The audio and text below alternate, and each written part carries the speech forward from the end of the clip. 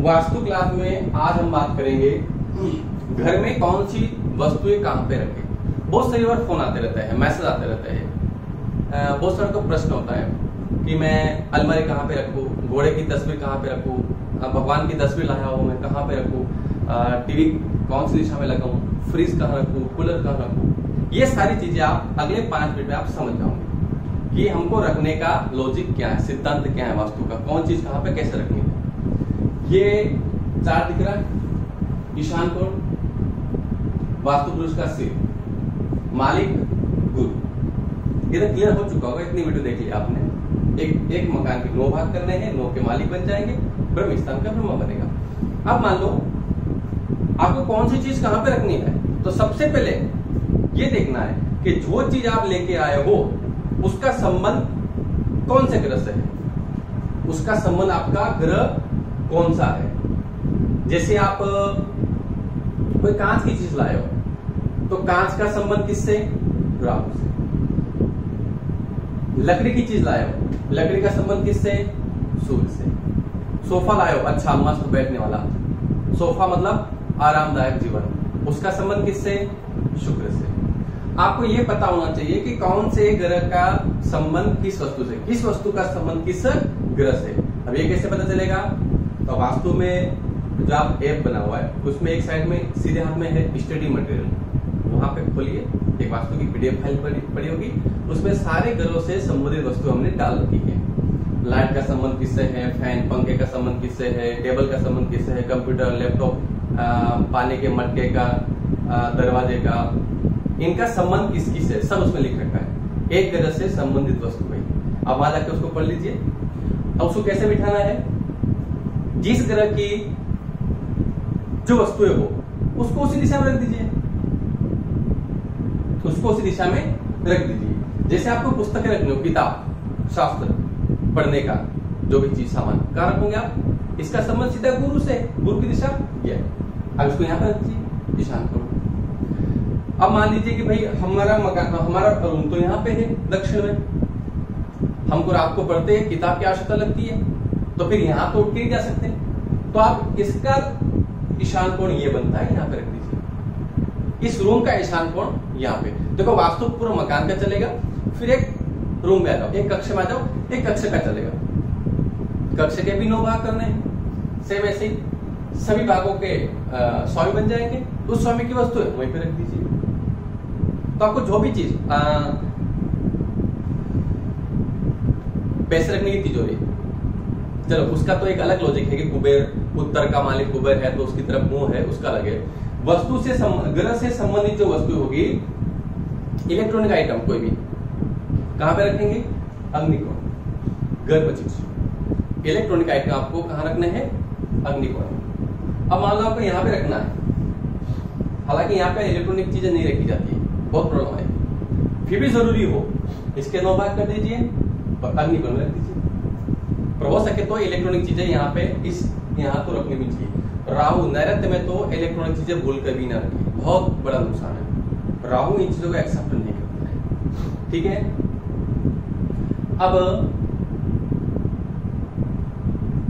घोड़े, वो होती घोड़े की तस्वीर, बहुत बार प्रश्न आता है घड़ी कहाँ लगा है। घड़ी हमेशा अपन को पूर्व दीवार में लगानी चाहिए। कहाँ पे, पूर्व दीवार में।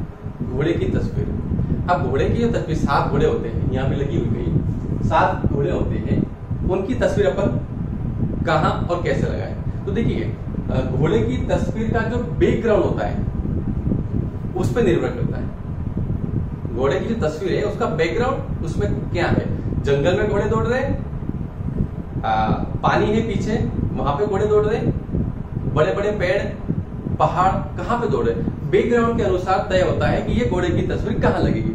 मान लीजिए कि घोड़े की तस्वीर के पीछे पानी है, अब बताइए मकान पानी कहां चाहिए अपन को, मकान पानी कहां होना चाहिए, पूर्व में, तो वो घोड़े की तस्वीर कहां लगेगी, पूर्व दीवार पे। घोड़े जंगल में दौड़ रहे हैं, बड़े बड़े पहाड़ पेड़ है, तो मकान के कौन से हिस्से में पेड़ होंगे बड़े बड़े या पहाड़ होगा तो फायदा होगा, पहले बता दिया, कहां, दक्षिण में। तो अब वो तस्वीर कहां जाएगी, दक्षिण में। तो ऐसी बहुत सारी तस्वीर होती है जिसका बैकग्राउंड देख के तय किया जाता है कि ये तस्वीर अपने मकान में किस हिस्से में लगाई जय। घड़ी को हमेशा पूर्व में ही लगाना है, घड़ी को हमेशा पूर्व दिशा में ही लगाना है। अब एक ऑफिस बनता है, वहां पे टेबल कुर्सी रखी जाती है, एक तो बैठने की व्यवस्था होती है। जो किसी संस्था को एक व्यक्ति चलाता है, वो प्रश्न आता है कि मैनेजर होता है वो कहाँ बैठना चाहिए, जो वहां का संस्थापक होता है वो कहाँ बैठना चाहिए। तो संस्थापक का रूम हमेशा अग्नि या दक्षिण में रखें। जो संस्थापक होता है, जो मैनेजर, जैसे ब्रांच मैनेजर है या किसी का जो मैन हेड होता है, उसका हमेशा ऑफिस आग्नेय कोण या दक्षिण में रहेगा, तो उसका प्रभाव रहेगा वहां पे। हर व्यक्ति उसके अंडर में काम करेगा, उसकी बात मानेगा, उससे बाहर नहीं जाएगा। कहां पे रहना चाहिए? अग्नि या दक्षिण में। अब बहुत सारी चीजें हैं, तो मैंने बोल दी, आपको समझा दिया कि कौन सी चीज है, तो उसका जो स्वामी कौन है, उस ग्रह का, उस वस्तु का संबंध कौन से ग्रह से है, बस उसी दिशा में उसको रख लीजिए। नहीं, संभव नहीं है तो जिस कोण में आप जिस रूम में आप रखना चाहते हो, जिस कक्ष में रखना चाहते हो, उस कक्ष के 9 भाग करके वो चीज वहां पे रख दीजिए। जैसे पानी है, पानी हमेशा ईशान में रखा जाता पीने का। बोले नहीं, रसोई घर में पानी चाहिए हमको, तो फिर रसोई घर के 9 भाग कीजिए आग्नेय कोण में, और ये ईशान आएगा, यहाँ पे आप रसोई पानी का मट्टा रख दीजिए। मकान के यहाँ पे नहीं रख सकते हो, तो आप रसोई घर के यहाँ पे रख दीजिए। कोई यहाँ सोता है, उसको पानी चाहिए रात को, कहाँ रखे? उसका उस कक्ष का ईशान देख लीजिए और पानी रख लीजिए। इस तरह से आप कोई भी वस्तु है, अगर आपके कक्ष में भी रखना हो, तो उसके 9 भाग करके आप आसानी से उसको रख सकेंगे। अब बात आती है कौन से व्यक्ति को कहां पे सोना चाहिए। मुखिया को हमेशा यही सोना चाहिए, उसका वर्चस्व घर में रहेगा। देखो 5 तत्व है घर में, अग्नि, पृथ्वी, वायु, जल, आकाश। पृथ्वी तत्व यहाँ पे है, शांति। मुखिया यहाँ सोएगा, शांत रहेगा, घर के फैसले अच्छे रहेंगे। मुखिया को नैऋत्य में ही सोना चाहिए, दक्षिण में सिर करके या पूर्व में सिर करके। अब मुखिया से नीचे का जो व्यक्ति है, जो उसका छोटा भाई हो, वो कहाँ सोए? शादीशुदा है तो उसको यहाँ सुला दीजिए दक्षिण में। देखो दक्षिण का मालिक मंगल है, वो मंगल का संबंध भाई से है। यहाँ भाई सोएगा तो दोनों भाई में अच्छा प्रेम बना रहेगा, अलग नहीं जाएंगे। भाई को यहाँ सुलाना है, मुखिया यहाँ, भाई यहाँ, एक और भाई है उसको यहाँ। देखो बड़े भाई को आप यहाँ सुला सकते हो, क्योंकि शनि बड़ा ग्रह है, 100 साल की उम्र है, मंगल छोटा ग्रह है। तो मुखिया से जो बड़ा है, मुखिया का जो बड़ा बेटा है उसको यहाँ, छोटे को यहाँ पे।